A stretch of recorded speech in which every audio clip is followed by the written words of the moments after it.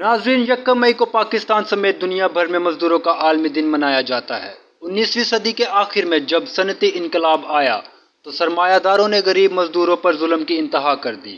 انہیں بہت کم اجرت میں 12 16 اور 18 گھنٹے تک بھی کام کرنے تک مجبور کیا جاتا۔ لہٰذا 1 مئی 1886 کو امریکی ریاست شکاگو میں سرمایہ داروں کے ظلم سے تنگ باضمیر عوام آخر جاگ ہی گئی اور سڑکوں پر نکل آئی اور مطالبہ کیا کہ ان کے کام کے اوقات 8 گھنٹے سے زیادہ نہیں ہونے چاہیے تاکہ وہ اپنے باقی معاملات زندگی بھی نپٹا سکیں۔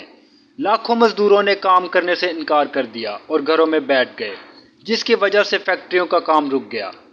اس کی دیکھا دیکھی پورے امریکہ اور یورپ کے مزدوروں نے بھی کام بند کر دیا۔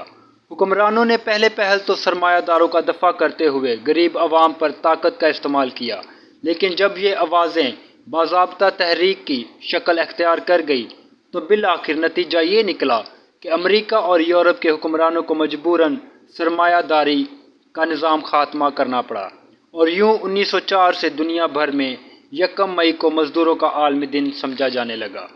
اس دن کو منانے کا مقصد یہ ہے کہ مزدوروں کو بحیثیت انسان برابر سمجھا جائے اور ان کے تمام مسائل کی طرف صاحب حیثیت لوگوں اور حکمرانوں کی توجہ مرکوز کروائی جائے تاکہ مزدوروں کو عزت اور راحت کی زندگی نصیب ہو سکے۔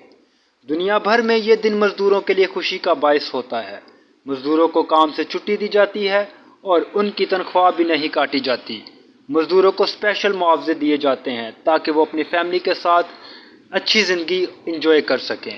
معلومات کا قابل اعتماد ذریعہ CRC۔ جڑے رہیے CRC کے ساتھ۔